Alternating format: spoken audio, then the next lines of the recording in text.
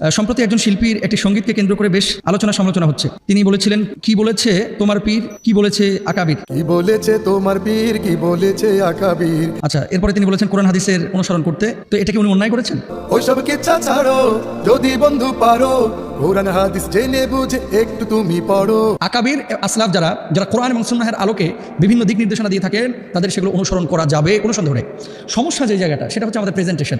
এই ইসলামী সঙ্গীত যারা লেখে অনেক সময় কিন্তু এলোমেলো কাজ করে ফেলে, বুঝছেন? যেমন ইয়া সাইয়্যিদি ইরহামলানা, তারপরে পরবর্তীতে এটা চেঞ্জ করা হয়েছিল। তারপরে আবার ওই যে সুন্নি ভাইরাও গান লেখে, আমি সাইনা বেহস্ত ভয় পাই না জাহান্নাম, আমার কপালে লিখে দিও নূর নবীজির নাম। এই যে গানগুলো লেখা হয়, রাইটাররা কবিরা লিখেছে কিন্তু সে দুইটা আঙ্গুল দিয়ে, কিন্তু এই গানটা যখন মিডিয়াতে যাচ্ছে, সোশ্যাল মাধ্যমে চলে যাচ্ছে, কোটি কোটি মানুষের কাছে কিন্তু এই মেসেজটা পৌঁছে যাচ্ছে।